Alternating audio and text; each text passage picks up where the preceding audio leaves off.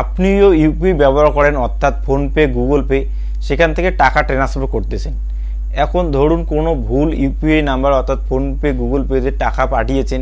এখন আপনার টেনশন হতে পারে যে আপনি কিভাবে আপনার সেই টাকাটিকে ফিরিয়ে পাবেন। এমনও কোনো সময় হয় যে আপনি যে ভুল ইউপিআই নাম্বার অর্থাৎ ফোনপে, গুগল পেতে টাকাটি পাঠিয়েছেন, সেই ব্যক্তিকে ফোন করলে কিন্তু সেই ব্যক্তি অস্বীকার করে ফেলে যে আমার কাছে কোনো টাকা আসেনি। আজকে কিন্তু আপনাদের ভিডিওর মাধ্যমে দেখাবো যে কিভাবে আপনি টাকাটিকে ফিরিয়ে পাবেন। অবশ্যই কিন্তু আপনাকে 3 দিনের মধ্যে কমপ্লেনটি করতে হবে। 3 দিনের মধ্যে কমপ্লেনটি করলে কিন্তু আপনি সম্পূর্ণ টাকাটি ফিরিয়ে পাবেন মাত্র 7 দিনের মধ্যে। আপনাকে এটাও মাথায় রাখতে হবে যে 3 দিন অতিক্রম করলে কিন্তু আপনি টাকাটি ফিরিয়ে পাওয়ার চান্স খুব কম থাকবে। অবশ্যই আপনাকে ফর্ম ফিল আপের মাধ্যমে কিন্তু এই সম্পূর্ণ প্রসেসটি আপনাকে করতে হবে। কিভাবে আপনি ফর্ম ফিল আপ করবেন তার সম্পূর্ণ প্রসেসটি আজকে আপনাদেরকে দেখাবো। তার আগে সাবস্ক্রাইব করে তার আগে চ্যানেলটিতে নতুন হয়ে থাকলে অবশ্যই সাবস্ক্রাইব করে পাশে থাকা বেল বাটনে ক্লিক করে নোটিফিকেশনটি অল করে দিন।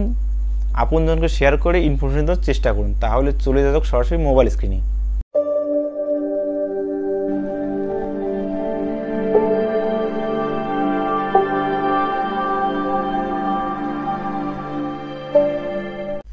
আপনাকে কিন্তু হারিয়ে যাওয়া টাকাটি ফিরিয়ে পাওয়ার জন্য আপনাকে মোবাইল অথবা কম্পিউটারে যে কোনো একটি ব্রাউজার কিন্তু আপনাকে ওপেন করতে হবে।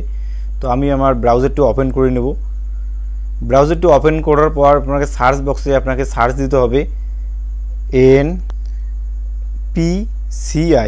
NPCI লিখে কিন্তু আপনাকে সার্চ দিতে হবে। সার্চ দিলে পরবর্তী আপনার সামনে এরকম একটি ইন্টারফেস চলে আসবে। নিচে দেখতে পাচ্ছেন NPCI www.npci.organization in। নিচে দেখতে পাচ্ছেন customer answer rate for digital transaction. আপনাকে কিন্তু এই অপশানটিতে ক্লিক করতে হবে। ক্লিক করলেই কিন্তু আপনার পরবর্তী এরকম একটি ওয়েবসাইট চলে আসবে। তো অবশ্যই প্রথমে আপনাকে দেখতে পাচ্ছেন কাস্টমার, নিচে দেখতে পাচ্ছেন মিডিয়া।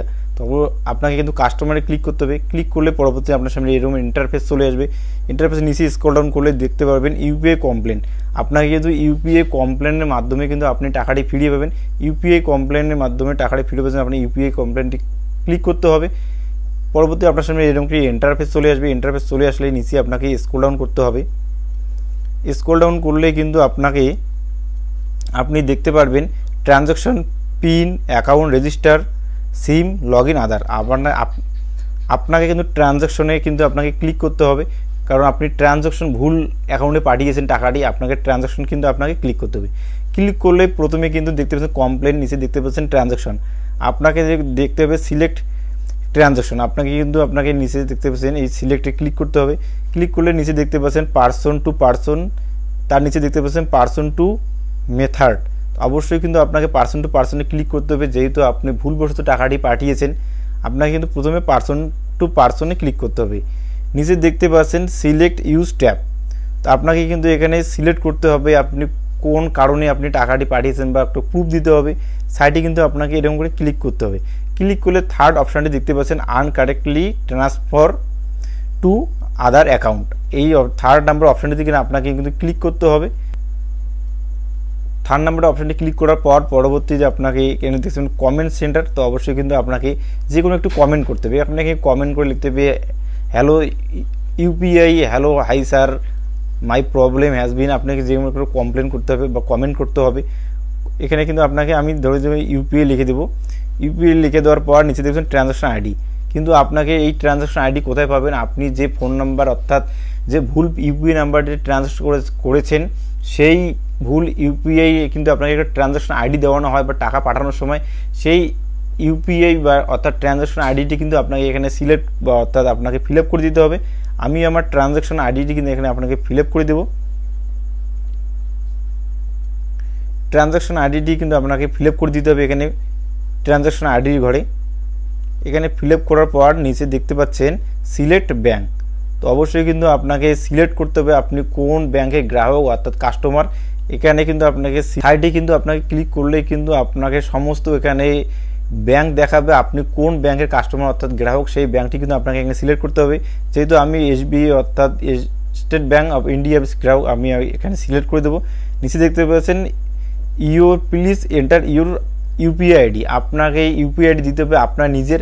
আপনি এই ইউপিআই আইডিটি কিন্তু আপনি ফোনপে অর্থাৎ গুগল পেতে আপনার প্রোফাইলে ক্লিক করলে কিন্তু নিচে আপনাকে ইউপিআই আইডি দেখাবে। সেই ইউপিআই আইডিটি কিন্তু আপনাকে এখানে ফিল আপ করে দিতে হবে।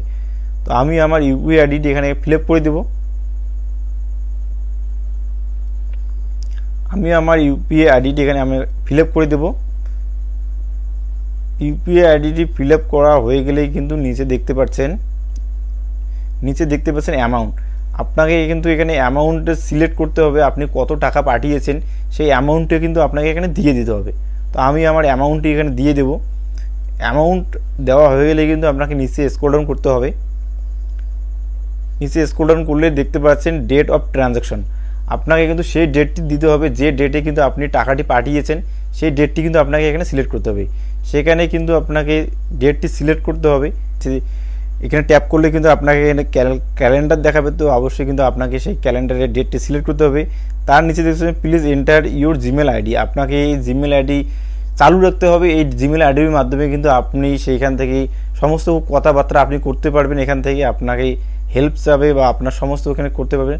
তার নিচে দেখতে পাচ্ছেন রেজিস্টার ফোন নাম্বার। আপনাকে কিন্তু এখানে রেজিস্টার ফোন নাম্বার অর্থাৎ আপনাকে ব্যাংকের সাথে যে নাম্বারটি অ্যাক্টিভ করা আছে সেই নাম্বারটি কিন্তু আপনাকে এখানে দিয়ে দিতে হবে। সেই নাম্বারটি কিন্তু এখানে দিয়ে দেওয়া হয়ে গেলে কিন্তু নিচে দেখতে পাচ্ছেন ক্লোজ ফাইল। আপনাকে এখানে যে নাম্বারটিতে টাকা পাঠিয়েছেন সেখানে কিন্তু আপনাকে একটা স্ক্রিনশট করতে হবে। স্ক্রিনশট করে কিন্তু আপনাকে সেখানে আপলোড করতে হবে। অবশ্যই কিন্তু সেই স্ক্রিনশটটি 2 MBর মধ্যে হতে হবে। এরপর কিন্তু সেখানে আপলোড করে নিচে দেখতে পাচ্ছেন সাবমিট অপশানটি, সেই সাবমিটে কিন্তু আপনাকে ক্লিক করতে হবে। এই সাবমিটে ক্লিক করলেই কিন্তু আপনি হারিয়ে যাওয়া টাকাটি ফিরিয়ে পাবেন মাত্র 7 দিনের মধ্যে। এইভাবে কিন্তু আপনাকে ফর্মটি ফিল আপ করতে হবে। আশা করছি ভিডিওটি সম্পূর্ণভাবে বোঝাতে পেরেছি। চ্যানেলটিতে নতুন হয়ে তাহলে সাবস্ক্রাইব করে পাশে থাকা বেল বাটনে ক্লিক করে নোটিফিকেশন অল করে দিন। এখনও যারা আমার চ্যানেলটি সাবস্ক্রাইব করেছেন তাদেরকে অসংখ্য ধন্যবাদ। অল বাংলা ইনফরমেশন টিপস চ্যানেলের পক্ষ থেকে ভিডিও শেষে একটা কথা আপনাদেরকে বলবো, ভালো থাকুন, সুস্থ থাকুন।